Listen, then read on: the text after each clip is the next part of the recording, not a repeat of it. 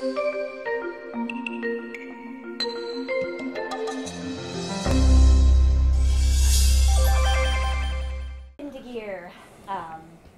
everybody, for coming to our final bold presenter for the Brain Imaging Research Center at University of Connecticut. We are really, really pleased to have Stephen Wilson visiting here from Vanderbilt University. Stephen did his first degree in linguistics at the University of Sydney in Australia, and also a master's degree in linguistics, and then a PhD in neuroscience at UCLA. His work has been funded by NIDCD, and he's published in all the prominent neuroimaging journals like Brain and Neurocase and HBM, and he has a TICS paper, Journal of Cognitive Neuroscience. And reviewing his accomplishments, I was really struck by some of his really interesting collaborators, who include Nina Dronkers, Mark Esposito, Gala Tucci, Jacoboni, and somebody that I would have loved to publish with, one of my great heroes, and that is Elizabeth Bates, a paper in 2003, I believe. And something that really struck me as most surprising about Stephen's CV is that he has done quite some interesting work on Aboriginal languages, and has published entries in the Wagaman Online Dictionary, and has also a published paper called Wakala Mahan Matajan Wagaman, Stories in the Wagaman Language of Australia and Northern Territory, which is, I think, a novel accomplishment for some of our speakers. So I really look forward, as I'm sure you do, to hearing his talk about imaging the language network. Let's welcome Stephen Wilson. Thanks very much. Thank you all for coming. Thank you very much for inviting me here. It's been really great to meet new people and catch up with people today and learn several things that I really needed to know. Please feel free to ask questions anywhere along the way. I'm going to kind of try and cover a lot of ground, and so it probably makes more sense to ask questions about things when they come up rather than at the end when we've moved on to other things. So I'm glad you brought up the Aboriginal language thing, because I was going to start just by telling you guys about how I got interested in what I'm interested in, which is the brain basis of language. Can you guys hear me okay at the back? Is the mics working? Okay.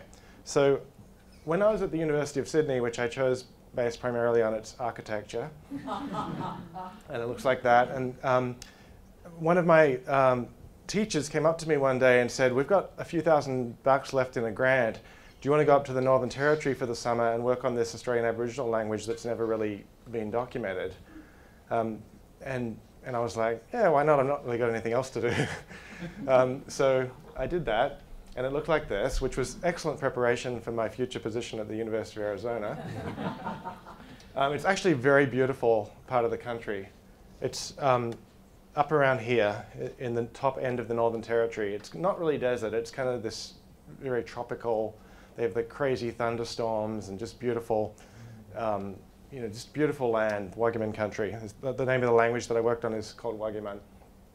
And it was completely unfamiliar to me, and I ended up working on Wagaman for the next 3 years on and off. I went up there a bunch of times and spent a lot of time with the remaining speakers, of whom there were about 12 at that time, almost all of whom have since passed away. This is some of the people I worked with, and we used to go on camping trips and just record their language and worked on studying its grammar and writing the lexicon. And what I learned from Wagaman is that languages are really, really complicated. So Wagaman in particular has a very complicated inflected verb. So this verb here, Ngingu Barabujan, means they used to look for us. So as you can see, Wagaman gets done in one word what takes English a sentence, and that's because it has these really complicated set of prefixes and suffixes that can mark subject agreement and object agreement and tense and aspect and all kinds of other things. And then, that's sort of grammatical or morpho-syntactic complexity. We also have like lexical complexity. So the word mur, which has been published in some silly online, you'll find it in like online fun facts of weird word definitions from languages around the word. Mur means to wade through shallow water looking for something with your feet, which is something that you do in Wagaman country, but you don't do here. So this got me thinking, as as I was sort of wrapping up that research, how is this possible? I think approaching the language from the outside made it really apparent to me just how complicated it was and just how much there is to learn. And I started to wonder, how can this chunk of tissue, a couple of pounds of tissue in the skull, carry out these incredibly complex computations? And that's how I got interested in the neuroscience of language. So what I want to talk about today, I'm going to kind of talk about the 3 lines of my research I'll try and make it sound like they all go together. Not that I just randomly work on whatever seems interesting at each point. But essentially the questions that we try to address in the lab are, what is the functional architecture of the language network? How does it change in people with aphasia, or how does it change when parts of it are damaged? And then what patterns of changes can potentially support successful recovery from aphasia, which does happen in many circumstances. So I'm going to talk about each of these things in turn. Okay, so I'm going to start with functional architecture of the language network. And I'm going to talk first about just some recent studies that we've done in, I was talking to Inge Marie about this, how we now have to use like the proper terminology. Neurologically normal individuals. You can't say like healthy people anymore. That's like quite offensive to individuals with aphasia. But so in the neurologically normal individuals, just looking at the functional architecture of the language network. So in particular, I've focused a lot of my attention on the superior temporal sulcus, which I consider to be the most important language region of the brain. It's located right about there. And it's kind of what Wernicke, it is Wernicke's area, but it's in a different place than where Wernicke thought that Wernicke's area was. He had the function right and just was a little bit off on the anatomy. Imaging studies show that the importance of the superior temporal sulcus in language. But the superior temporal sulcus is a very complicated structure because it's actually pretty deep. If you look at how this is even in a macaque and then in a human, you can see how deep it is. It goes several centimeters in and then comes back out several centimeters. So you've got like the upper bank of the sulcus and then you've got the lower bank of the sulcus.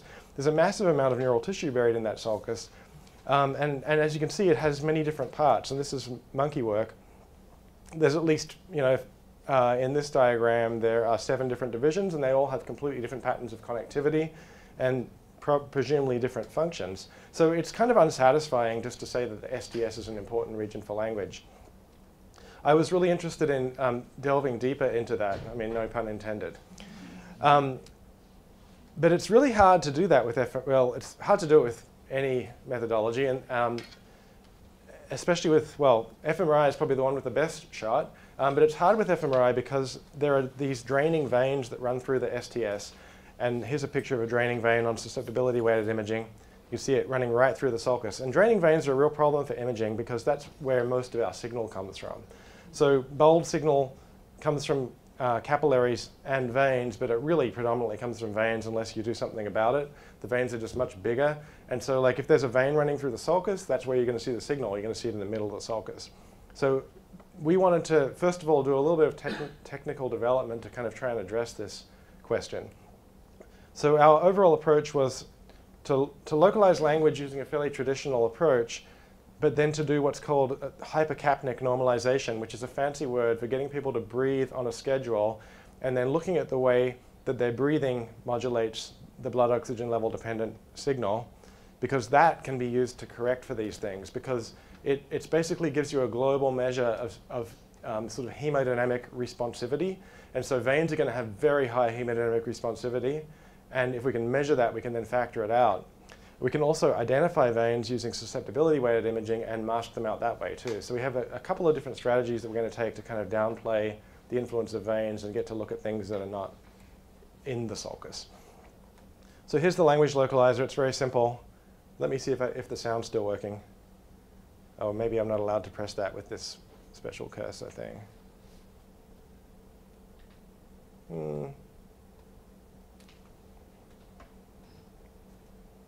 Oh, okay. Here we go.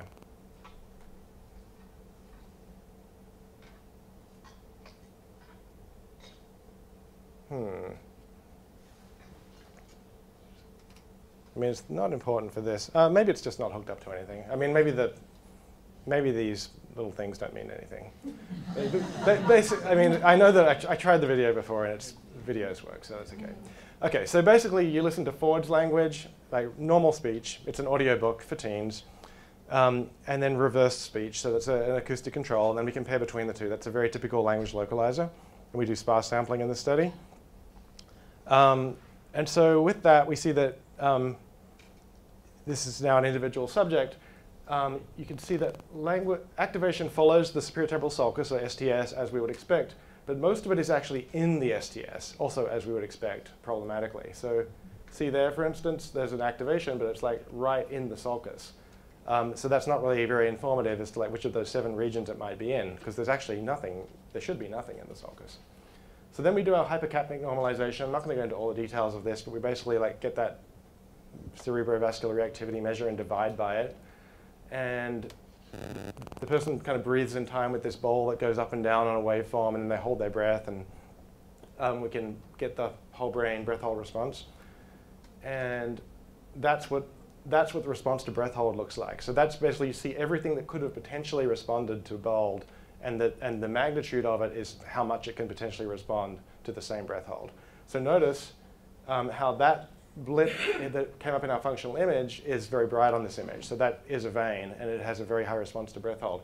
There's an even more massive one right there in the Sylvian fissure. And I don't know about you guys, but like having done language imaging for a long time, I've seen 1 million activations right there in between frontal and temporal in the Sylvian fissure.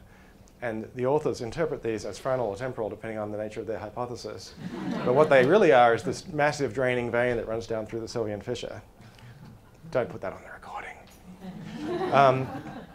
So that's, and then we also can identify the veins with susceptibility weighted imaging, just because they show up dark, basically. You can see you can use a simple algorithm to detect them, and then you can mask them out. So there are some veins, and so there's the vein that's giving us our problem. It'll be masked out. So here's what happens when you put it all together. That's our activation we start with in the sulcus. We get our hypercapnic map, we get our vein map, and we do the math, and it cleans it all up. Now, you do lose like 80% of your signal, so that's kind of a bummer. But the signal that remains is no longer in the sulcus. It's now localized to one bank or the other. So how can we use this? Okay, this is in this first paper, I had some ideas about what the actual anatomy was, which are pretty much mostly wrong. But a few years later, I think we've now done it better. So this is a different paper, but using the same technique. So this is, again, like a narrative contrast between forwards and backwards narrative. And just kind of looking on the surface of the brain first before we get into the sulcus, you see that what we're plotting here, up the top is response to spoken narrative. And like that's just kind of like language regions, nothing very surprising there. And then we plot down the bottom here is response to backwards narrative in those regions. So this is like kind of a weird contrast maybe. But what's interesting is that dorsally, like in the STG, superior temporal gyrus, you basically respond just as happily to backwards narrative as it does to forwards narrative. And then as you move ventrally through the system, the response to backwards narrative is attenuated, as you see there with the changing of the color scale. So you've kind of got this dorsal to ventral gradient where backwards narrative is heavily processed by these lower level regions and then less and less as we go further through the system. Now the interesting part is what happens when we look in the STG, in the STS. So this is a series of coronal cuts through the STS. And where's my cursor gone? There it is. So look at this one, for instance. Like you can see the dorsal bank of the STS in red, and then as you go around the fundus, the signal starts to change. And so you can see really clearly that the dorsal bank of the superior temporal sulcus doesn't really care if it's like forwards or backwards narrative. It's basically just doing an auditory job. And then as you go further into the sulcus, you start to get this differentiation. And so this is a way of localizing like at precisely what point information goes from being acoustic with no sensitivity to language to a linguistic response. You can see a really nice gradient through the sulcus. So I thought that was kind of cool. And always with these forwards and backwards narrative studies, I've always wondered like how much of it's being driven by auditory. And so the other part to this study was to do the same thing exactly, but in the written modality. So all the timing was identical. Like the words would actually appear one word at a time. I don't know if, so the words would pop up of the story. It's like I've had 3 waitressing jobs in the last 2.5 years, slung hash from Pensacola to Brooklyn. That's how the story starts. I've heard it a bunch of times. And then there's a scrambled control condition. So everything, all the timing is exactly matched between the audio and the visual. So this is the visual results. Notice how now you get this like, bilateral occipitotemporal visual processing stuff. And the superior temporal gyrus auditory stuff is gone. But when you look at that same thing of looking at the response to scrambled narrative in those regions, you see a really strikingly similar dorsal to ventral gradient in the STS. So I was kind of surprised because I'd always kind of secretly thought, without any evidence, that it went from auditory and superior temporal down into the STS in a sort of auditory gradient of processing, and then it would go from the visual word form area, which is like posterior occipitotemporal. I thought that went up into the STS, and that would be the visual stream of processing. But it's actually not like that at all. It goes, sure, like low-level visual processing happens down here, but from there it does not go ventral to dorsal. It connects up to dorsal STS and then goes ventral. Does it make sense? So it hops up and then it goes down that same exact gradient. And we can see that really clearly if we look at the slices again. So this is look at that same slices we looked at before. Like in the visual modality, it's still the dorsal bank that responds to scrambled happily, and the ventral bank does not like scrambled. If I flick back and forward between the spoken modality and the written modality, you can see the similarity of the gradient. Of course, the spoken modality is going to have all the auditory stuff in it, and the written one is not, but the rest of it looks really similar. Yes? Both from one individual? No, this is 16 healthy, neurologically normal controls. And that's a really good question, because I think the next step for this would be to look at individuals and to try and see, like, are there gradients at the individual level, or does the gradient itself rely kind of an artifact of a patchwork of regions in individuals with a little bit of variability in their location? I think in general, basically it goes from dorsal to ventral in the population, but like how much variability is there in the exact location of those regions, I don't really know. It's a great question. Any other questions yet? All right. So that kind of makes it look like everything that's happening in the STS is happening like post-convergence of the streams, right? So it's happening after all the sort of lower level auditory and visual processing has happened, and maybe it's just all language processing that's kind of amodal. Or, but we did one more analysis that suggested that was not the case, and that was to do a multi-voxel searchlight MVPA analysis, which basically goes through the brain voxel by voxel and asks where can patterns of activity distinguish between conditions of interest. In particular, the conditions of interest that we were interested in, the conditions of interest that we're interested in. Why are you filming this? Was between spoken and written, because we don't. And what we found was really, again, like to me, like really surprising. So we only looked in so basically blue is like those are regions where spoken actually responds more to written in the univariate analysis. I mean, it's obvious. There's auditory regions, there's visual regions. There's nothing remarkable about that. But the red to yellow color scale shows language regions that were. I'm not going to go into the detail of how they were defined, but what's interesting is the great majority of language regions cannot distinguish between spoken and written language once all the stimulus presentation parameters have been controlled, as we did, except for the posterior dorsal bank of the STS. It's the one language region that, even though it has, even though it's a language region and it does show a response for language versus scrambled in either modality, it's the only language region that can tell the difference between spoken and written still. So that would suggest to me that that's the first point of convergence and the highest level, and everything past that has become completely amodal, and the brain no longer has access to what modality it came in through. So that kind of leads us to this model, which is which my wife drew in Illustrator for me because she's good at that. Where we have this here being the sort of point of convergence in the posterior dorsal STS, And then based on other things that are not part of this study, but just based on the literature in general, I think that the next layer of processing is lexical nodes in the anterior dorsal STS. And then tertiary processing happens in the ventral bank of the STS. And I've kind of given these specific functions that are based on other literature that I won't really go into unless people ask about it.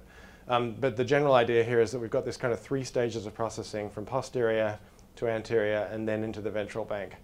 And I do believe that these are 3 distinct regions because we see them being 3 different things and not just kind of one big continuum.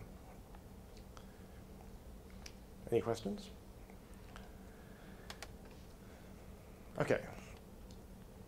So in some of the other work that we've been doing in the last year or two, we've been sort of trying to delve into some of these particular areas and provide evidence for the nature of processing that we think is happening in them, and also to look beyond this superior temporal network. So for instance, this is one study that I mentioned to a couple of you today, looking at this area here, the auditory processing area in the STG. And in this study, we were trying to see whether it was possible to reconstruct the vowels that people are listening to based on the spectrotemporal, or spectral, actually, pattern of activation to the vowel. So first thing we did was the simplest possible, the maximally dissimilar vowels in spectral space, as far as I can ascertain, is R and E, because their formants don't really overlap at all. And so that's the R spectrum, and you see the 2 formants there, and here's the E spectrum, and the formants are like much more widely spaced. And so in principle, it should be possible to look at tonotopic map and look at the tonotopic regions for those particular formants and see whether we can see those vowels playing out in those tonotopic regions. So here's the tonotopic regions for 4 individuals. Here's the formants, this is the E F1, R F1, R F2, and E F2, all kind of non-overlapping. And then we look and see how those regions respond to R and E, and we're able to see statistically significant interactions between the vowel that's being listened to and the formant location that we're looking at. In other words, it's possible to reconstruct vowels just by looking at how they play out in those tonotopic maps. And we could reconstruct them with a little bit over 70% accuracy in this kind of informed way, using known organization of that region rather than just kind of throwing it into a classifier, which is what people have done in the past and gotten science papers for. Admittedly, they did it before me. So that's kind of an example of a study that we've done looking at that region. And then another one I'll show you looking at this more anterior, why do I think this is for lexical nodes, this anterior region. We did a study in patients with semantic dementia, which is a neurodegenerative disease involving anterior temporal atrophy. So this region is progressively damaged over time, and I'll talk more about these patients as I go further into the talk. But these patients, they generally are thought, traditionally it was called semantic dementia. Now there's newfangled terminology, but I'm just going to stick with the old. And it's called semantic dementia because it's there's a very pervasive semantic loss. So there's anomia, there's single word comprehension deficits, there's even loss of object knowledge. But I had always suspected that the patients had a lexical deficit that went beyond their semantic deficit, because we'd see a lot of patients whose semantics weren't that bad, but their language, their comprehension of single words was really bad. So what we did, and we did this study in French, because it's a language with grammatical gender, unlike English. And the idea was if the semantic dementia is really affecting lexical nodes rather than semantics per se, then it should be possible,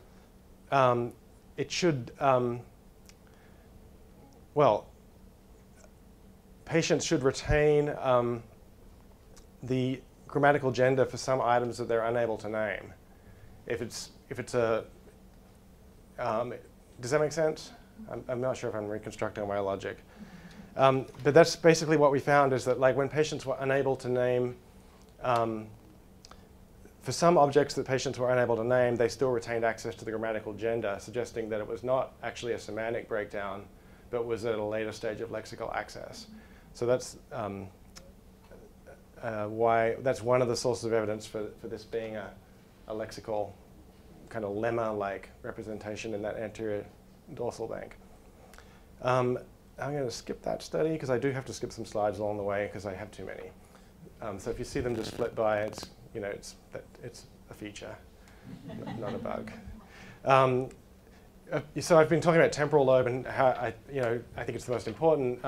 But obviously the temporal lobe is not the only part of the language network. So obviously speech production is not relies on frontal and parietal regions and not just temporal. And so here's an example of another study where we compared the production of articulatorily complex words like catastrophe to articulatorily simpler words like motivation. And we manipulated all the factors that are known to be relevant to apraxia of speech. So for instance, travel between velar place of articulation and other places of articulation is problematic for patients with apraxia of speech. Consonant clusters are problematic for patients with apraxia of speech. So we manipulated all those factors and compared. And then we get this kind of nice like supramarginal gyrus and precentral gyrus for speech motor planning. Finally, going to a kind of a higher level, syntax is generally not thought of as being a tightly localized function. And I know that you guys had F. Fedorenko here last week promulgating this view, which I largely agree with. And so here's an example of how we identify a frontoparietal temporal syntax network. And like in many of my studies, we use parametric designs because baselines can just be so tricky. And so we parametrically manipulate syntactic difficulty. So that this is a task where people see two pictures and then they hear a sentence and they have to decide, they have to press a button left or right depending on which picture matches the sentence. We can make it easy, like the girl is pulling the boy who is red. We can make it harder, the girl who is washed by the boy is green. And we can make it very hard, the boy who the girl is pushed by is blue. And then we see which regions show more activity as the sentences get more syntactically complex. And we get that posterior STS region that I'm so fond of that I think is the most important language region, but we also get posterior inferior frontal gyrus, as well as this sort of parietal activation in the intraparietal sulcus. So it's not just about the temporal lobe, but about broader regions too. And then this is one that I just wanted to include just because we only just did it, to kind of further support the role of the inferior frontal gyrus in syntactic production in this case. In collaboration with Eddie Chang at UC San Francisco, we stimulated, well, we, and I say we, it wasn't me, Eddie applied his surgical instrument to the exposed cortical surface of patients who are undergoing surgery for epilepsy or tumors while they attempted to name essentially these pictures of the boy and the girl doing all their things, which my wife drew for me. And so as the patients were naming the pictures, he stimulated different sites in frontal, temporal, and parietal cortex. And what we found was that only in frontal cortex could we produce actually selective syntactic deficits. So in particular, the pars triangularis, the posterior part of the pars triangularis and the pars opercularis of the IFG were the sites where we would get like selective interference with syntax with retained ability to name. So these patients were still able to name single words, but they couldn't put together a sentence. We had one site in posterior temporal that caused syntactic disturbance as well, but also caused phonological and naming disturbance. And we didn't really have anything in parietal. So that's kind of just like a slice of different studies kind of showing the different methodologies with which we've tried to kind of look at those different nodes in the network and figure out what the different roles of them might be in different language processes. Do you guys have any questions?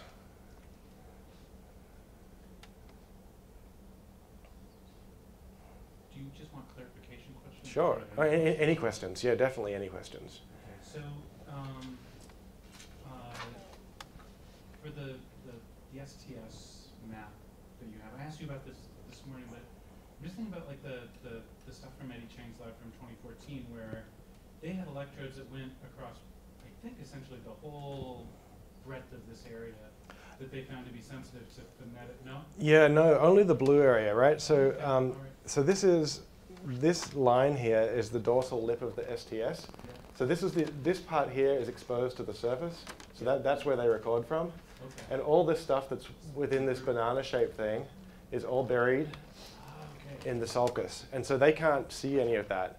And so I've been working on Eddie because he believes that he originally believed that the STS was essentially the same as the STG because, you know, and I've tried to convince him with imaging data that the representations are really different in the sulcus.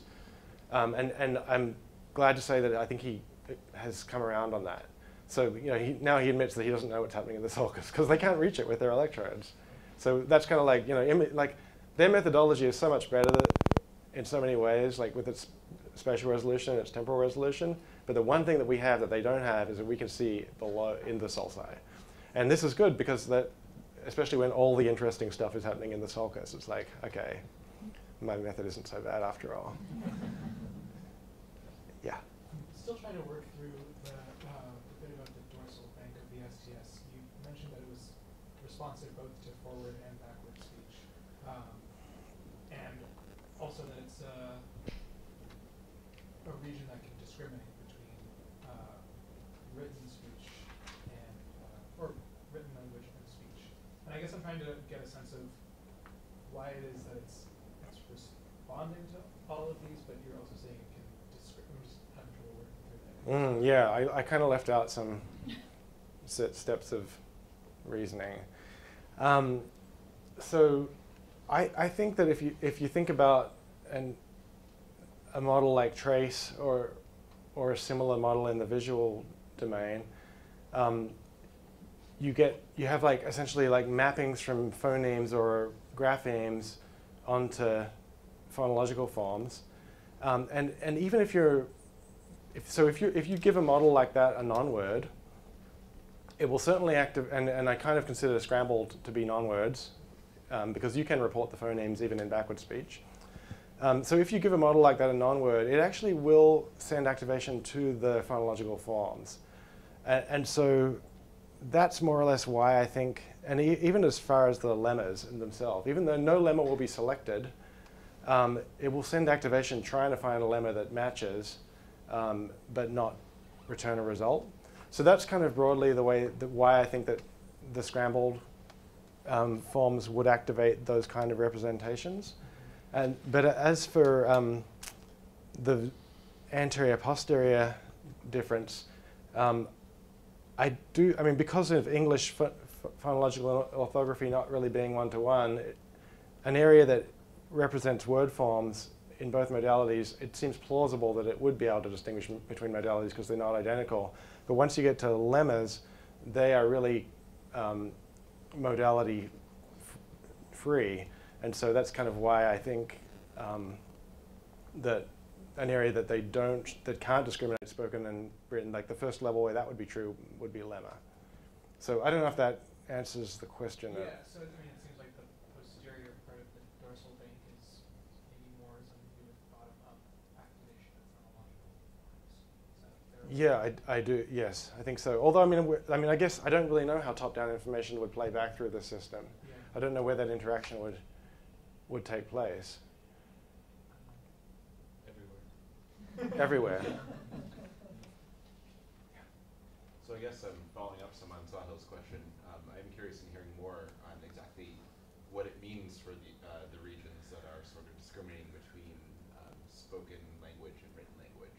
So you're I think are saying in part that it has something to do with sort of what you're representing. So whether that's phonemes or these different letters.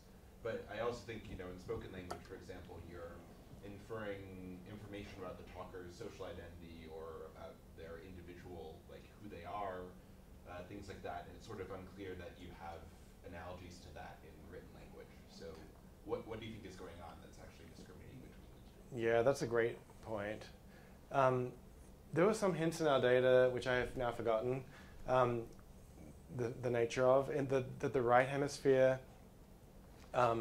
might be doing something special for the auditory contrast that it wasn't doing for the written contrast, right anterior STS, which would certainly comport with the literature. But yeah, no, I've sort of thought about it in a very mechanistic way for the most part, just in terms of the difference between phonological and orthographic forms, and not really thought about all the other information that's carried by, the auditory modality only. But that's a really great question. Maybe we better push you forward so that you talk about Okay. Okay. Okay, so let's talk now about what happens when parts of this network get damaged. The work that I did with Liz Bates was essentially a continuation of work that was started by someone more eminent than either of us, although honestly I think Liz Bates is a much better scientist than Paul Broca. So Broca was the first language, almost the first person to really ascribe a specific function to a specific brain region on the basis of damage of that region caused loss of that function. Almost the first full stop, and definitely the first in language. And that was good for a while, and then, but people were relying on single cases, and then we got imaging, and CT came along, and J.P. Moore, and this fantastic work that he did in the 70s, kind of showing that this is like a lesion overlay of people with damage to Broca's area, and what he actually found was that they didn't have Broca's aphasia, that it would resolve. But anyway, the point is, all this is essentially gives rise to the more modern approach, which is voxel-based lesion symptom mapping, where we go through the brain voxel by voxel and calculate statistical relationships between damage to that voxel and impacts on language variables or variables in any other domain that we're interested in. So this is kind of just proof of principle that we looked at areas that caused fluency deficits, and we found it was associated with the anterior insula and the superior longitudinal fasciculus, whereas comprehension deficits were associated with posterior temporal damage, and that kind of shows that different linguistic functions will be associated with damage to different parts of the system. So I wanted to show a couple of studies using that kind of methodology that kind of like emphasize the different functions of the different parts of the network. So in this study, which hopefully my videos will now work, these are patients with primary progressive aphasia, which means it's an aphasia due to neurodegeneration. So they haven't had a stroke or a TBI or anything sudden. They've got regionally specific atrophy of different brain regions. And what we did is we had about 50 of these patients, and we asked them to describe the picnic picture from the Western Aphasia Battery. And they all do it in their own way. A thong's off the man. And teenagers in the kite.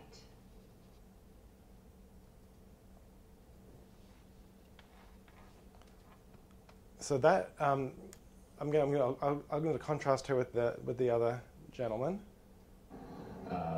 There's what appears to be, though you can't see his face, a younger gentleman who is closer to the lake, and he is flying a unit that is at the end of a piece of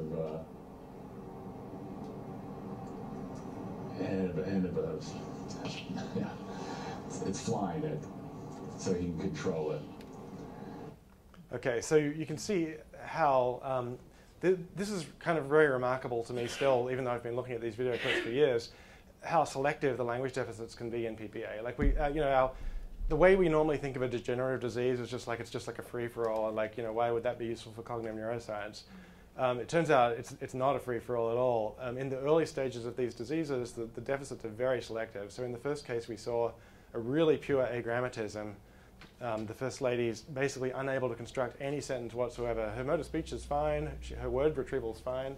She actually named 15 out of 15 on the Boston naming test, whereas this guy got 0 out of 15, but his grammar is perfect, and his motor speech is perfect too. So she has what's called non-fluent primary progressive aphasia, whereas he has semantic dementia. So so what we did is we asked each of these people to describe the picnic, and then we analyzed it quantitatively using some kind of variant of quantitative production analysis, Safran et al. And from that we derived like a large number of linguistic variables like speech rate, distortions, phonological errors, syntactic errors, etc. Then we go through, we take each person's structural MRI, warp them into a common space, extract gray matter and white matter so that we have like a measure of brain volume, voxel by voxel.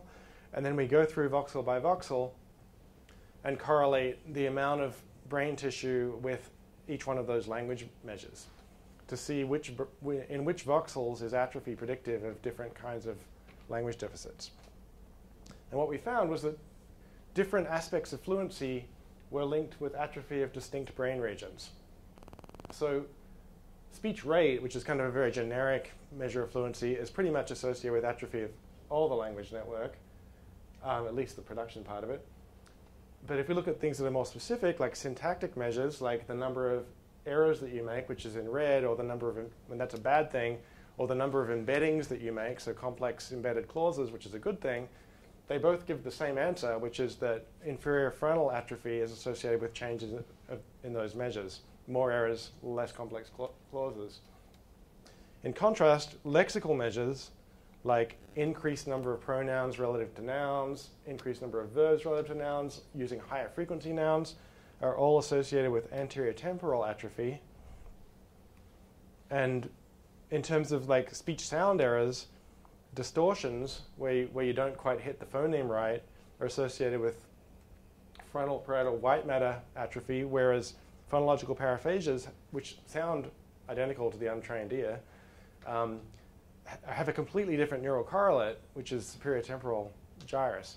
What is phonological paraphasias? That's when you make a clean phonemic substitution. So if I'm going to say, if instead of saying kite, I say gite, that's a phonological paraphasia. If I say kite, that would be a distortion. And like, you know, if you're a good SLP and you've been doing this for a while, they sound different. But like, you know, they're just both speech sound errors to the uninitiated, but they have completely different neural correlates.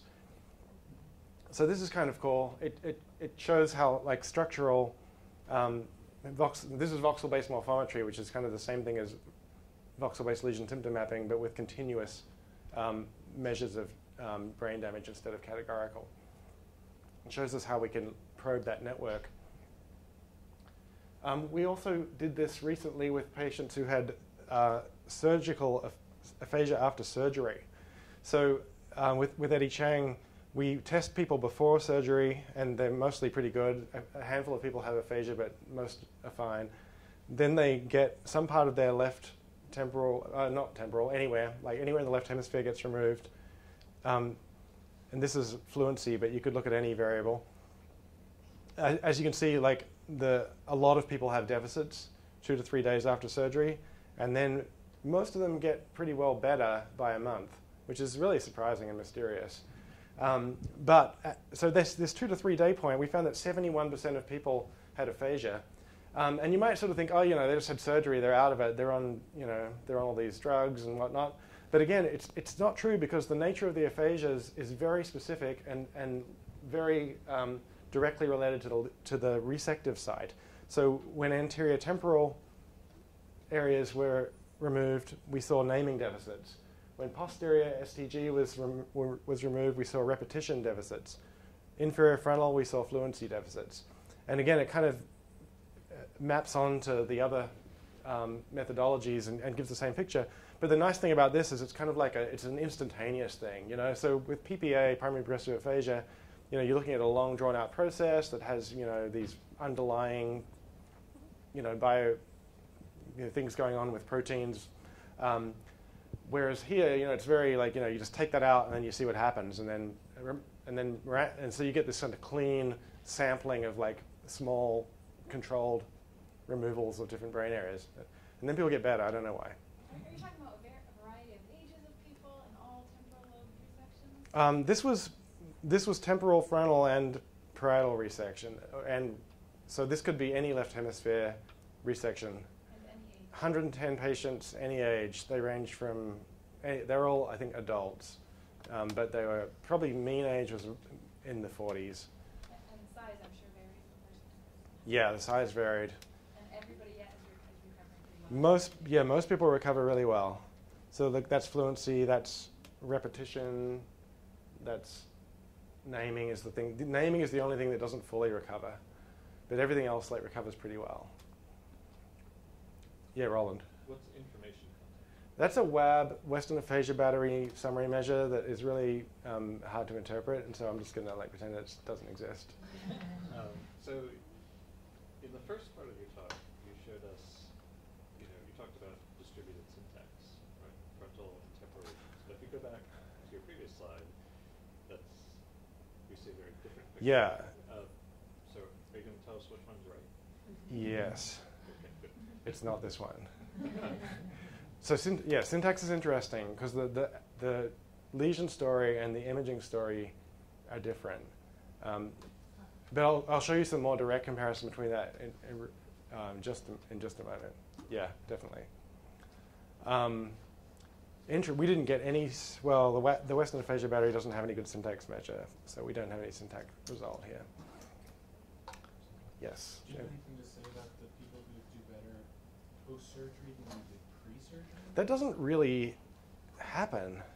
There's some, I mean, there might be some lines that are creeping up, but the first one in panel A, like the person on the bottom pre-surgery. yeah, but it's only it's going from a 2 to a 4.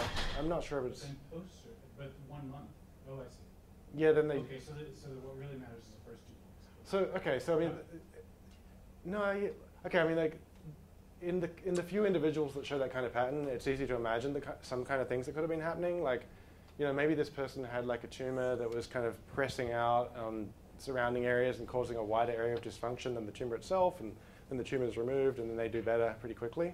So I don't know about the individual cases, but that'd be the sort of explanation that you'd probably want to go looking for. Okay. I guess I'll talk about this. This is the last structural imaging study I'll talk about. So this one looks at the 2 different white matter pathways that connect Broca's and Wernicke's area to kind of simplify the story. There's a dorsal pathway called the arcuate fasciculus, or sometimes called the superior longitudinal fasciculus. And then there's a ventral pathway, which has a million different names, but I call it the extreme capsule fiber system. And we looked at how damage to these 2 pathways would differentially impact linguistic measures. What we found, and this is, to be honest, probably the most exciting correlation I've ever seen in my career. When I first saw this, I was like, wow. R of 0.73 for syntax production and damage to the arcuate fasciculus. So basically, degeneration of this dorsal tract causes you to be agrammatic. 0.73. I've never seen that before, because it's not like voodoo correlation. Like that very famous paper that had to get its name changed before it could be published, but was called Voodoo Correlations by Bull and Canwisher. It's not like we find the peak voxel. This is for the whole tract. So that's just the very strongly predictive. And then if we look at the ventral tract, damaging the ventral tract does not impact syntax at all. There's just no correlation at all. But in contrast, when we look at lexical measures, so word recognition or naming, damaging the dorsal tract does nothing, and damaging the ventral tract decimates your lexical measures. So you sort of start to see this graded thing where you've got this dorsal pathway that's responsible for syntactic computations, or maybe even all productive computations, and then a ventral pathway that's about semantics and lexicon and storage of associations between linguistic forms and their meanings. Okay, so now we're going to talk about functional imaging in patients. So these structural studies are nice, and to a large extent, they kind of like give a similar story to the health normal control imaging, but there are some discrepancies, like Roland helpfully pointed out. So what I think is really needed is to use functional imaging to look at patients and then ask the question like, okay, so parts of the system are damaged, how does the system then reorganize? Because the behavior that we see is not just, it's not just like you took one part out. It's like it's the remaining brain trying to do this task. And the question is, how does the remaining brain do this? So the first study I'll show, and I'm going to kind of show you 3 or 4 different studies that show different ways that function and structure can give different stories. And the first one is going to show what happens when you recruit a new pathway. So this is a patient with semantic dementia, and she's going to read 2 lists of words. And I have to turn off the pointer so that I can start it. Story, yacht, channel, tail, wolf, Iceland, wedding, chicken, colonially, Okay. story, yacht, She is German, but she's a fluent English speaker. tail, Okay. I meant to stop. story, snipe, Hans, yacht. Sorry. Okay. So you heard her read yacht as yacht. She's so slavishly follows the orthography that she's even willing to use a phoneme that's not in the language, as you know that she's a native German speaker. She also reads island as Iceland. She reads colonel as colonel.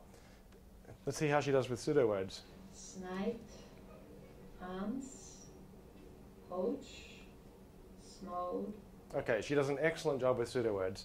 Okay, so this is called surface dyslexia, and it's very common in semantic dementia. It's probably, I'd go so far as to say, ubiquitous in semantic dementia.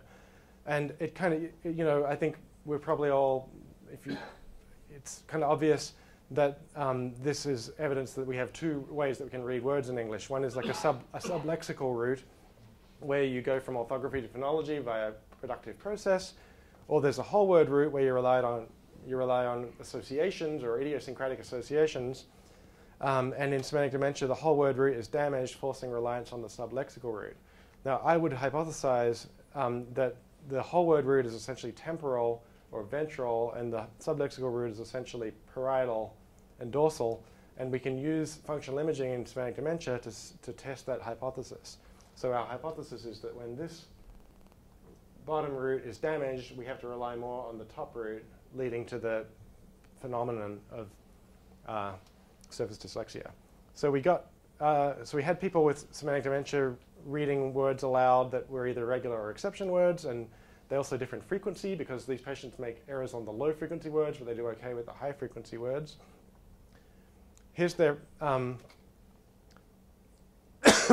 this shows control activation for the task in hot colors and atrophy in semantic dementia in blue-green. So you can see that anterior temporal atrophy, and you can see how it like kind of impacts the reading network, like damaging the ventral stream right there.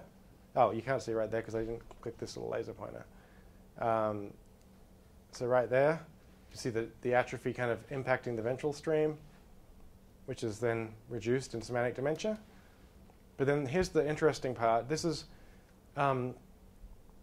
when controls are reading pseudo words, the intraparietal sulcus is recruited, see there, but not when they're reading exception low frequency words like pint, for instance. Whereas for patients with semantic dementia, they show the same recruitment of the intraparietal sulcus when they're reading exception low frequency words as when they're reading pseudo words. So in other words, this is direct evidence that they're recruiting this dorsal pathway to read these idiosyncratic words that controls do not use that dorsal pathway for. And in this case, it has a consequence, right? It doesn't get the job done. It's a recruitment, but it's not an entirely effective one, because it's a compensation, but not entirely effective. Even trial by trial, we see this. So on the trials where they sometimes get the word right, which is this blue column here, there's less signal in that parietal region. And on the trials where they over-regularize, there's more signal. So trial by trial, we see when they're going to go with that sort of productive pattern, we see that parietal recruitment, and when they get it right, they go through the temporal lobe and we don't see it. So that kind of supports that theory. Yeah, you guys have any questions? Yes. So the high frequency exception words, they're okay on them. Yeah, they're pretty good at those. Yeah. So there's always this in semantic dementia in many different domains, not just reading, but everything, language and even not language. There's always this interaction of regularity by frequency. And it's always the low frequency irregulars that are affected in every domain. Mm-hmm. But so how do you interpret that? I mean, I would interpret it as being that the temporal lobe, I mean, there's two ways of interpreting it. One is that it's all semantic.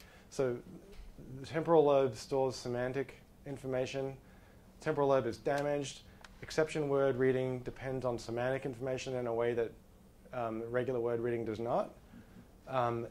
But high frequency exception words are so ingrained that they can survive a reasonable amount of damage. And there's like a lot of modeling of this. Like the connectionists love this stuff. They've modeled it like beautifully. Like the whole thing can be, modeled.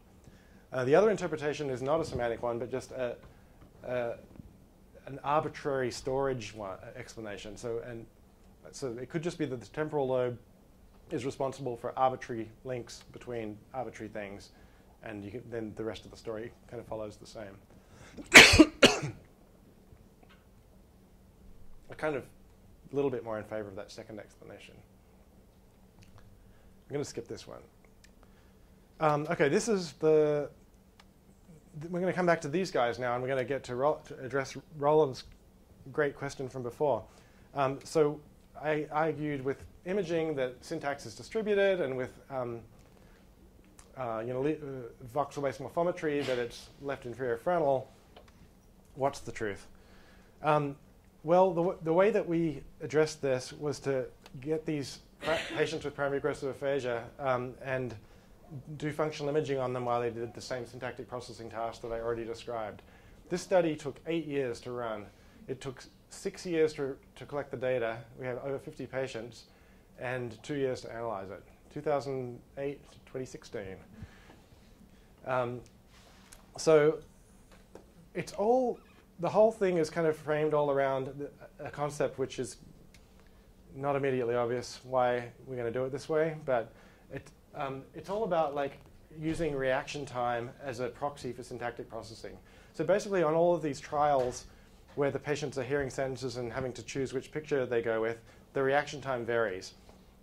Sometimes they get it right, sometimes they get it wrong, but it takes a different amount of time, and it takes less time on the easier sentences, and it takes more time on the harder sentences.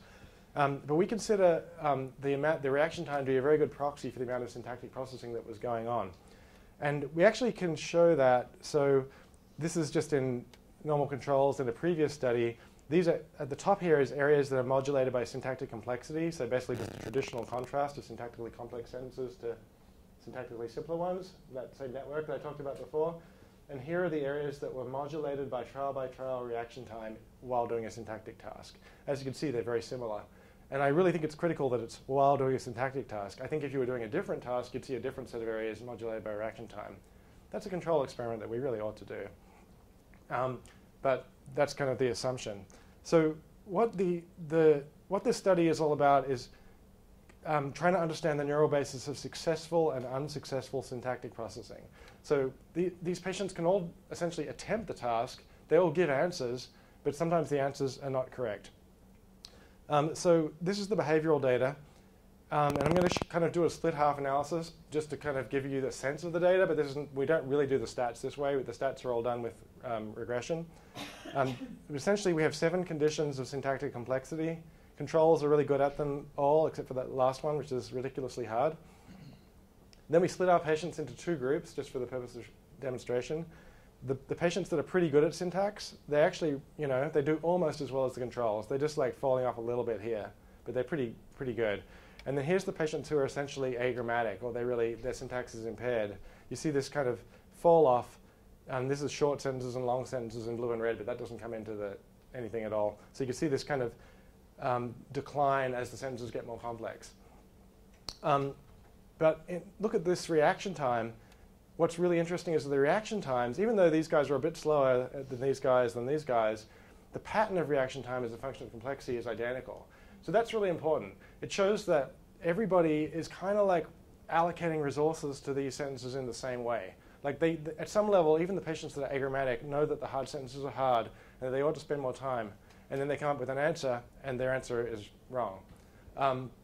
Whereas other people, these guys spend more time, but they get the right answer. So it's like they're all doing the task in a remarkably similar way, but some come up with the right answer and some come up with the wrong answer. Why is that? Well, we can look at by looking at what areas are associated with reaction time in each of these three groups, we can get a picture. So these are the areas that were linked with reaction time in the controls. So as you can see, it's those three frontal, temporal, and parietal areas that I talked about. Then in the patients that are good at syntax, it's the exact same areas. It's like essentially the exact same map. So they're doing the task just like the controls. And then here are the patients that did badly. They do not recruit this network. They actually recruit what Ev Fedorenko would call the multiple demand network.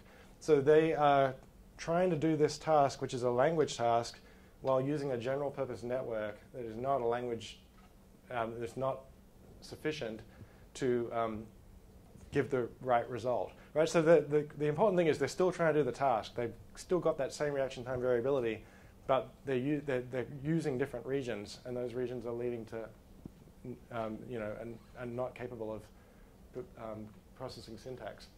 So the actual stats is a correlation between reaction time modulation on the x-axis and accuracy on the y-axis.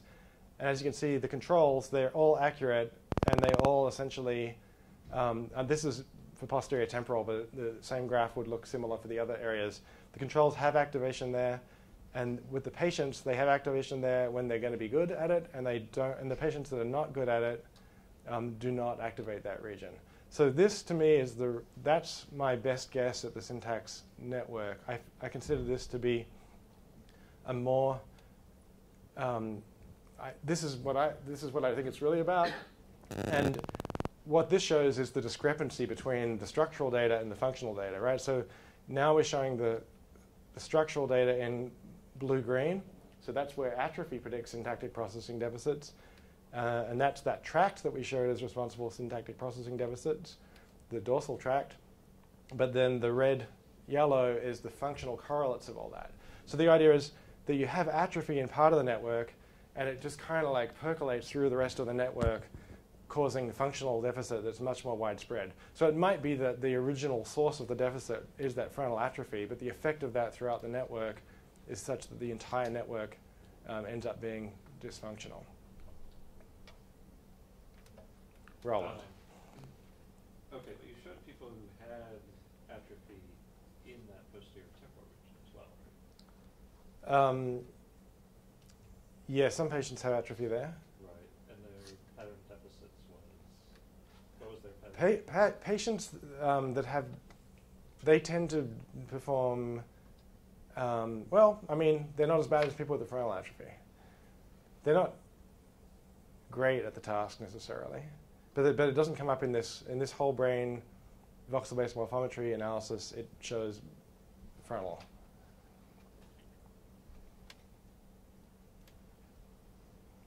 So I'm curious how much does the artifact of this view?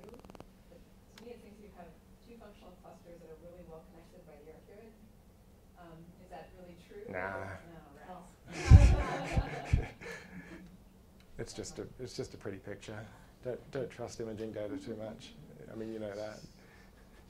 I mean, there's supposed to be there's other segments that go temporoparietal and parieto-frontal, which I didn't show. But you can't explain those two regions being important in the association with the syntactic errors as a function of the other work showing that the arcuate was sort of a key player in the errors. Right? That it's the communication between the two rather than just simply one or the other. Yeah, I guess that's kind of the way that I think about it. Okay, so we talked about different ways in which function and structure can dissociate in patients. Last thing is, that's not too bad at all.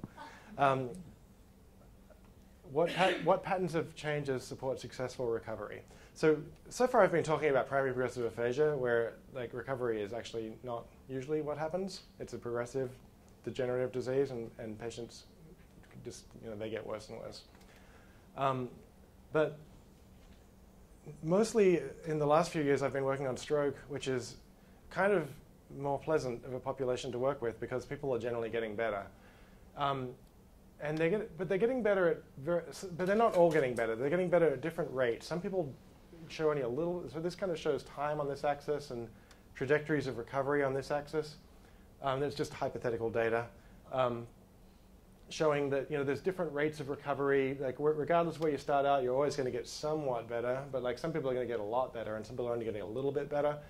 And then there's kind of different things that might underlie this improvement. Like and it's going to be very time dependent. So like right after a stroke, you're dealing with, you could be dealing with swelling. You could be dealing with a perfusion deficit that's much larger than the actual infarct itself. And so there's a lot of stuff that happens in the first 8 hours to maybe a couple of days that's very, very mechanical, that explains the early recovery. But that all sort of gets done pretty quickly. And then after that, it's you thinking about sort of functional reorganization. Is it that areas are coming back online that might have been temporarily dysfunctional, or is it that new regions are being recruited? These are the kind of questions which people have been grappling with for about 40 years now. This is almost the first thing that people turned PET to. Even in the 70s, there are some papers that try to look at aphasia recovery using PET. So this is a very interesting question that lots of people are interested in. There's about 80 papers on this topic. We're currently doing a systematic review of them. I've read half of them. So it's really interesting actually to see all the different ways people have gone about it. So that's the theoretical data, but I'll show you some real data. So this is 2 patients who had damage to Wernicke's area, which seems like a pretty important language area. And I think I'm only showing one patient here. This shows how many different language measures improve over time. Notice how I've got a logarithmic x-axis here. So what looks linear is actually that curve that I was showing. So this is words per minute increases logarithmically. Impaired lexical access decreases. Phonological errors decrease. The only thing that didn't change in this patient was morphosyntactic errors. So this patient was paragrammatic, which means they weren't like omitting syntax, but they were misusing syntax. And that was the one thing that didn't recover. But everything else kind of recovered. And all this was done based on analysis of connected speech, which Dr. Coelho, who I met with this morning, would definitely appreciate, being a discourse analyst. Incredibly, incredibly time-consuming. Stephanie Yagata visited these 2 patients every day for the first 14 days after their stroke, getting like a huge speech sample each day, and then a couple more times after that, and then she like transcribed and coded it all with chat, and it was just brutal. But it gave us really clear like recovery curves to kind of quantify that early recovery, and also made us decide to never analyze connected speech again. I'm totally serious. I'll talk about that if I have time. This is kind of a larger sample of patients without doing quantitative analysis of connected speech. And again, I've got a logarithmic x-axis, and you can see the different patterns of recovery. Now we're looking at our overall score on our aphasia battery that we use, and you can see how most people are kind of improving over time. And even on this logarithmic scale, you can see that things kind of start to like flatten out after about a month. Like a lot of the recovery happens in the first month, and from month 1 to month 3, we do see recovery in some subset of people, but it's kind of modest for the most part. So this is kind of the data that we're dealing with, and what we're trying to understand is what kind of functional reorganization might be going on that would explain these patterns of recovery that we see, and can we predict the course of recovery from imaging and language data. So what we have in our study right now, we get clinical imaging from people immediately when they have a stroke, like whatever imaging is done as part of the standard workup. And then at 2 to 3 days post-stroke, we recruit the people with aphasia. There are 3 speech-language pathologists in my lab that are really good at this, at going into the hospital room, to the patient's bedside, and talking to them about what we're doing and explaining it, and creating a sense that they can contribute to understanding the condition and maybe do something that can help others. And it's amazing how people are willing to volunteer their time and effort at even such a terrible time. I mean, they've just had a stroke. It's going to change the rest of their life.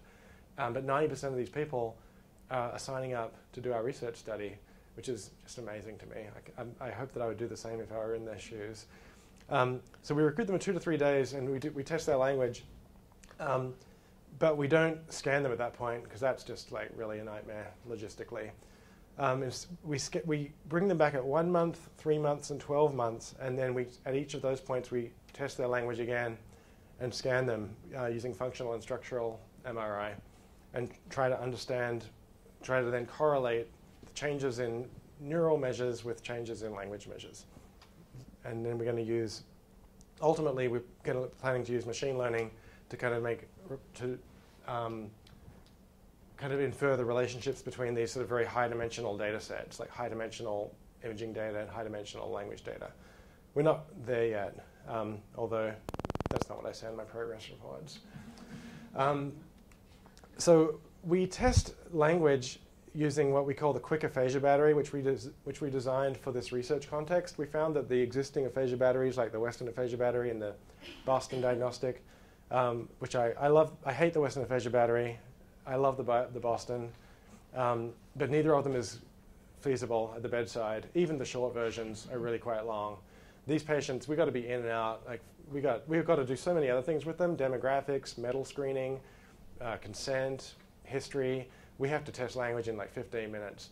So we design our own battery where the items are carefully chosen to kind of span a broad difficulty range, so that we can kind of hit on where their performance is without using excessive numbers of items.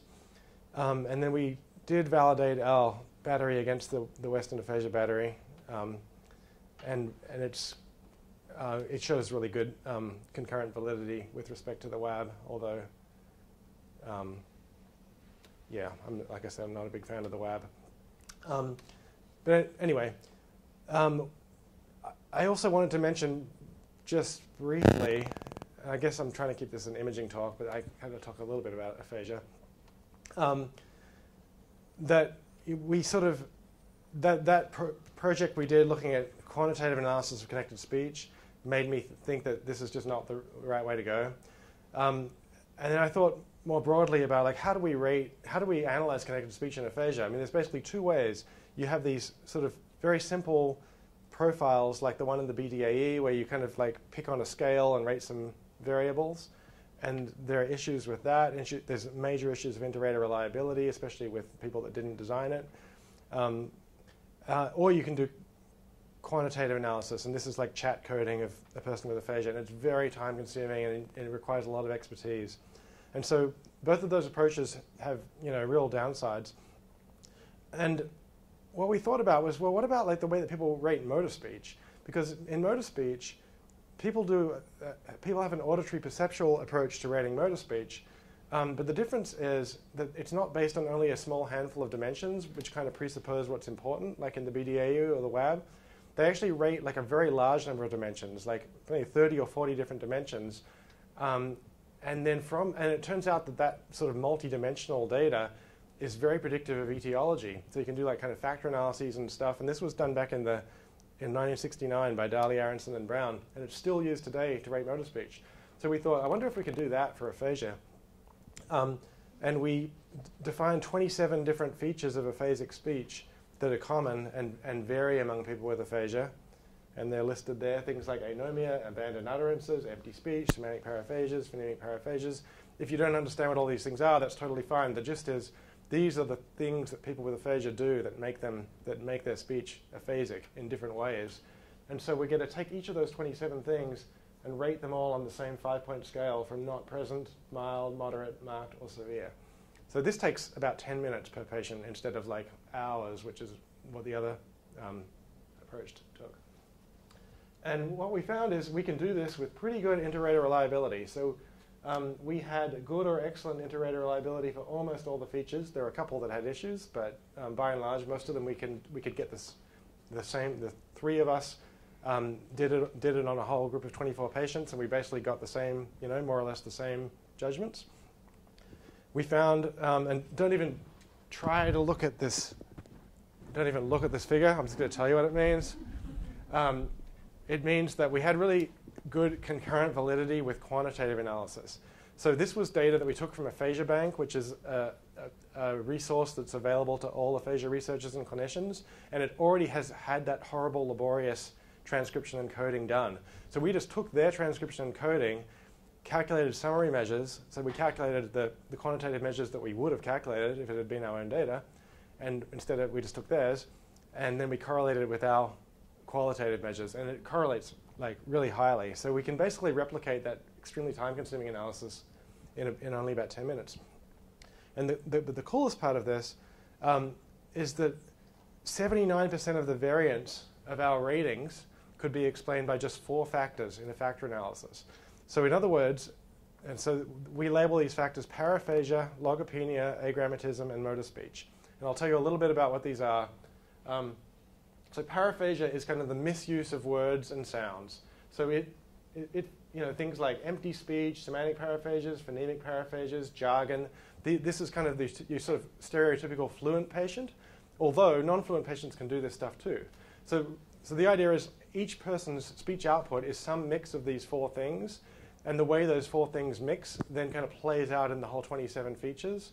And by doing this system, we're sort of uncovering the four fundamental dimensions in which aphasic speech is disturbed. So paraphasia is that kind of stuff. Logopenia is all about word finding and slowness and haltingness and seeking out the word slowly.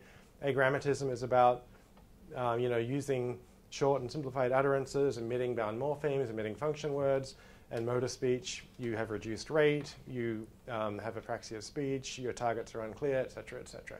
So I thought it was really exciting that we were able to kind of, you can sort of now think about each patient instead of being this whole bundle of features is now just can be understood in terms of 4 features.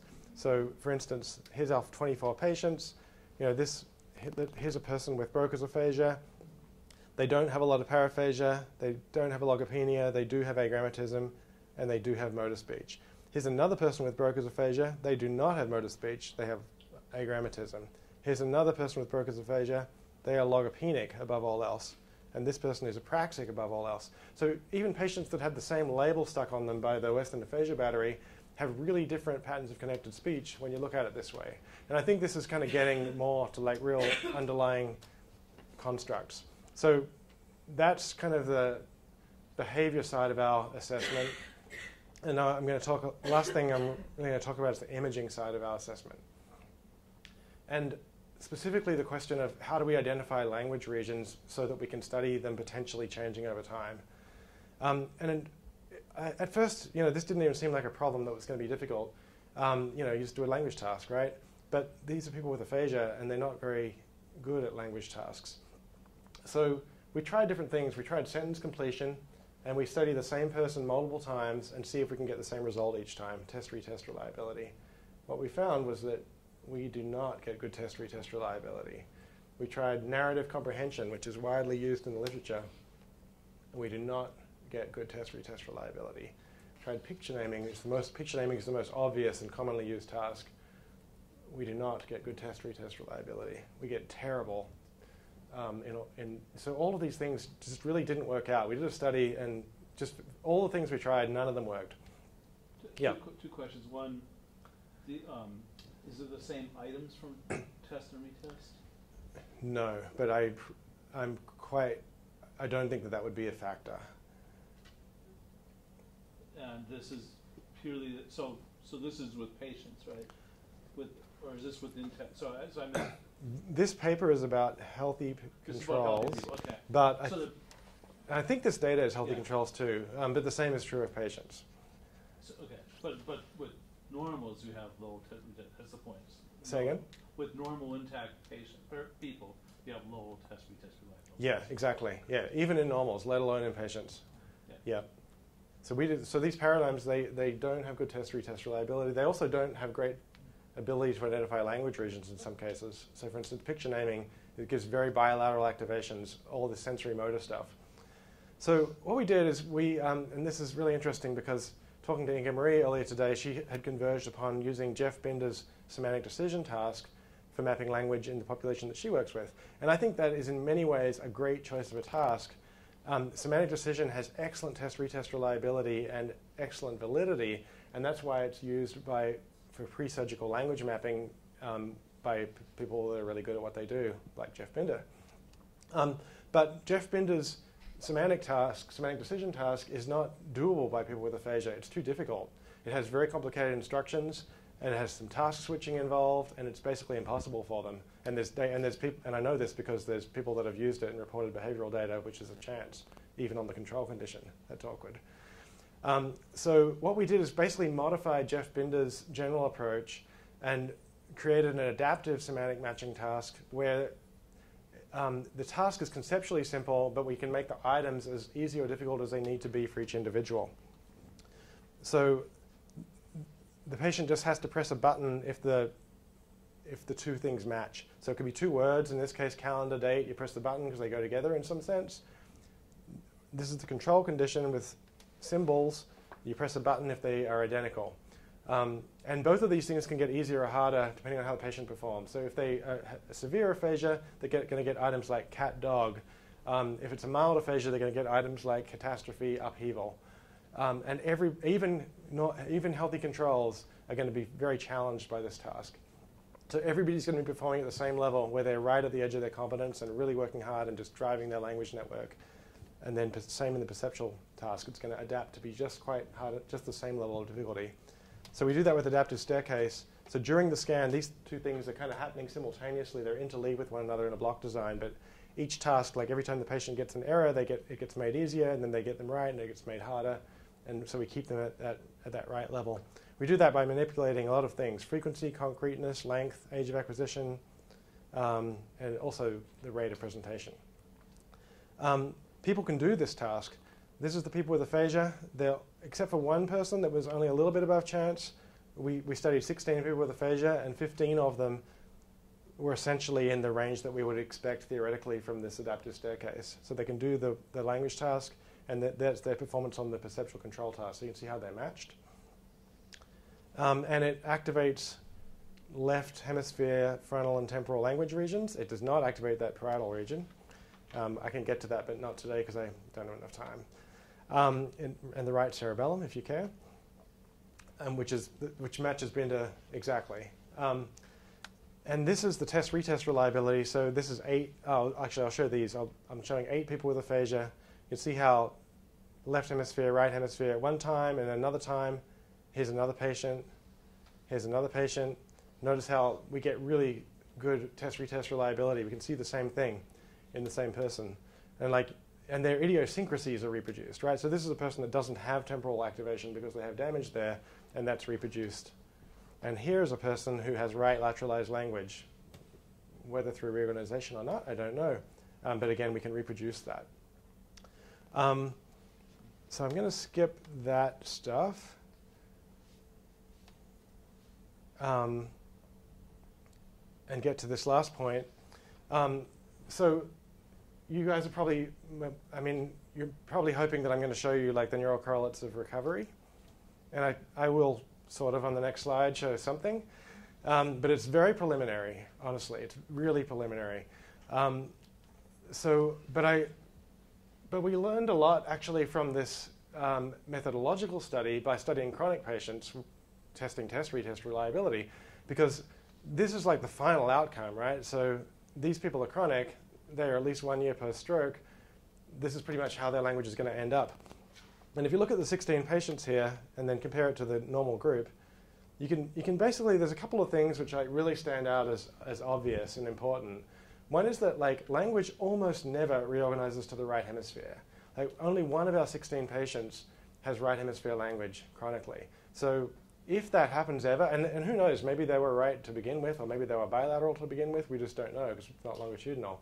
But reorganization to the right cannot be common because we just don't usually see it. So recovery must involve something in the left. Perhaps it involves the reactivation of language areas that were temporarily dysfunctional due to the stroke, or it might involve the recruitment of new left hemisphere regions. Those are, to me, the two most viable hypotheses. This kind of wholesale macroscopic reorganization to the right hemisphere doesn't really seem to happen. And this is my last slide, and it's like super preliminary data, as you can see by the fact that it's a screenshot from my desktop computer from yesterday or the day before. So this is just one patient, and this is 1 month and 3 months. And this patient had a pretty good recovery between those time points. You can see here he had a stroke that's frontal, but also damages a small part of his left superior temporal sulcus, the most important language region of the brain. And what we saw functionally was, notice how here there's like this kind of gap in activation, and here at 3 months, it's really filled in a lot. And I would be the last person to try and interpret single subject functional imaging data after all of the mess that I've seen, test-retest reliability and whatnot. But this is suggestive of several patients that we have longitudinal data on, and seems to suggest that in the people that are showing a good recovery, we see language regions that are initially dysfunctional, even though they're structurally not destroyed, and then as time goes on, the region reactivates and language improves. And we certainly don't have enough data to say that with any confidence. But that's kind of like the hints of what we have in terms of longitudinal data is suggesting that that's like a major mechanism for recovery. And I don't know whether there's going to be, I'd be very excited if we can find evidence for recruitment of new regions too, but we haven't got clear evidence for that yet. So that's just kind of like where we're at with that project. So I will finish by thank you guys again for inviting me. It's been really fun to visit and give this talk. And this work is all done by an amazing team of students and employees. These are some of my Arizona people that worked on a lot of this data.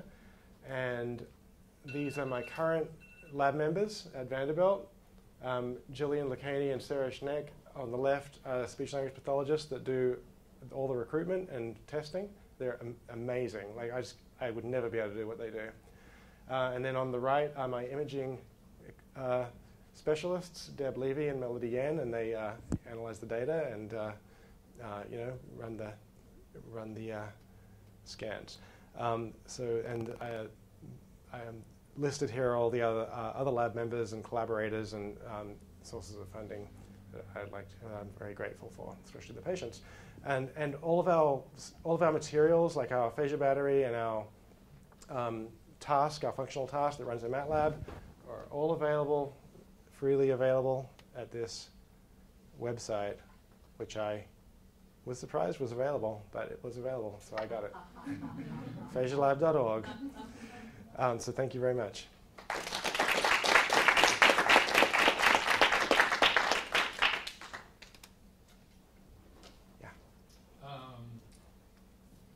I want to address the case that occurred in the middle of your talk about the recovery of the people who had particular language and they had a surgery, then they got really bad, and then they went back. Mm-hmm. In a lot of cases, although not so strongly in the moment. It just occurs to me there's another hypothesis about what's going on there that could be an idea of how to explain that case that you said you didn't have explanation for. And it may also be an alternative to those accounts you gave at the very end of what is happening when people recover. It's namely this.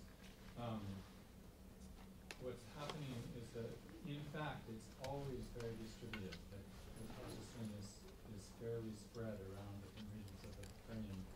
And when you take out a region, basically what that means is you actually do have stuff left that can do the job, but temporarily that stuff can't do the job because it is originally set up in a network where it's kind of depending on all the pieces interacting with each other and working together. So you remove a piece like that, the actual functioning of the network is compromised, but with some recovery process of essentially synchronizing organizing the other areas to kind of work together in the absence of the one that's been removed, then you can get back the functionality. You don't need any recruitment of new areas for this.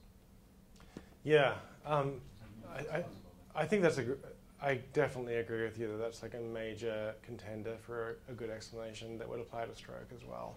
I definitely think that there must be a huge amount of redundancy in the network. I mean, I guess I didn't really have time to talk about the behavioral characteristics of our 16 patients that we did the imaging on at the end. I mean, they're all people with aphasia. We recruited them from an aphasia group. But their language is really not that bad as what you'd expect based on these kind of, if you think about the model and like the importance of Wernicke's area in the model, and what would you expect if you took away your phonological and orthographic representations that I so confidently placed in a box? You would expect absolute global aphasia, but that's not what you get at all. You get deficits that disproportionately affect that, but you certainly get like a lot of preserved function. And so I definitely think you're probably right that there's a lot of redundancy, and like a lot of the regions have many different functions that they can perform to different degrees. And so when you damage one, you see sort of a disproportionate effect on that domain because that was the thing that it was best at. But all the other regions can kind of do that okay too. The only way I would sort of modulate that claim is it looks like there's some difference between functions that are structural, like syntax, and which I think are picked up partly by measures like fluency. That was one of the ones that showed a good recovery, versus something like naming. Naming, you said, I think you showed a graph, doesn't do quite as well in recovery. And I would say that's because naming is actually very anchored to specific brain tissue for certain details that you have mostly in one place. Yeah, that's anterior temporal. Yeah, so word knowledge and maybe semantics to go on with that is more localized, but it still is all distributed as well. It still sort of has some help from other things. But there's a kind of difference between the measures. I don't know if that's possible. Yeah, no, I think it's a great. I definitely think it's reasonable and plausible. Yeah. So jumping off where you are right now, and there's a lot to come from this data yet. So you're suggesting that people who show that's recovery may be sort of re-recruiting damaged areas, right? Or lesional.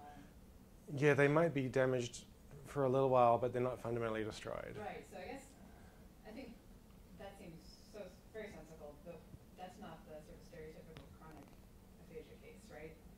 More often you tend to see people who have pretty gross damage of large parts of the language system. And we've been surprised in my lab sometimes to find people who have pretty massive damage and seem pretty fine. I know, well, yeah. Seem pretty good. Yeah. So, I mean, in cases where re-recruitment of temporally damaged tissue or even perilesional languagey tissue isn't an option, are you looking at patients like that, or do you have a qualitatively different story about how recovery might occur in those folks? Where you can't get the language network, it just simply isn't there. Yeah, no, I think that, this is only, what I said, the data that I showed was like going from 1 month to 3 months, and it's really only going to explain that fairly small amount of recovery that takes place between those times. It doesn't really explain just the remarkable, the insufficient amount of aphasia that you get from really large lesions. And so it's not an answer to that. And if I had to speculate, which I'm going to have to do soon because I'm going to have to write a grant renewal, I think that we might see, like, let's say, for instance, a person has a frontal and temporal, but let's say temporal is destroyed. If 5 of our patients here, temporal language area is essentially destroyed. And yet all they have is conduction aphasia, which I'm sure is, it's not great to have conduction aphasia, but their comprehension is excellent. And, their speech is fluent, if paraphasic. So how is that possible? How is all that lexical stuff being done with no temporal involvement? Because we're not seeing the right temporal takeover. Like Hickok and Popper would say, oh, don't worry, it's all right. It's bilateral comprehension. But we don't see any evidence for that. What's left? It must be frontal, right? So, and it's kind of what you said. Like, if the language network is more multi-purpose than we think, and even though we characterize frontal as being like executive and syntactic, what if it's also not so bad at lexicon? But that's going to take some reorganization for the frontal to be able to do that thing that it really would rather the temporal took that job, but at a pinch, it'll step in. And it doesn't do the greatest job of it, but it can kind of do it. So I think what we have to do is try and figure out a way to capture that change in function of the frontal as it becomes responsible for something that it wasn't doing before. And talked to Roland about this before. He suggested something which I think is a great idea, which is representational similarity analysis to kind of see if the frontal can now maybe looks more like temporal in the kind of representations that it has. There's a lot of details to be worked out, but it'll have to happen by November, or I'm like out of a job. And we're at a time we should probably... Can I take one more question, because the gentleman had a question. Sorry. And actually, this works well off of the previous question. I know, you said you only saw one patient in the last study that showed right hemisphere activation. Do you have any idea where their behavioral scores on language measures are comparable to the other patients? Yeah, this is a range from most severe aphasia going down to best. So this patient was the 5th best patient, and he had anomia. So he had an anomic aphasia, so he was pretty mild. Okay. So I know in the literature, heavily suggested that when you have homologous area adaptation, then when you see this activation to, say, the right hemisphere, we assume that you were, like you said, we don't know if they were at baseline. Oftentimes people argue that that's inhibitory, and like you've shown with some of your other data, that when you have certain areas that are activated, it's inhibiting other regions. Do you have any sense that if you're not recruiting locally, it may be sort of maladaptive plasticity occurring? I don't have any evidence that it's maladaptive. I mean, like I think that patient had a pretty good outcome, considering he has a pretty big left lesion. And I've never really I don't find that story about the maladaptive right thing to be very compelling. It's a very small number of patients that story was based on. And it's gotten a lot of, it sounds sort of viable, but like I don't think that there's a lot of empirical support for it.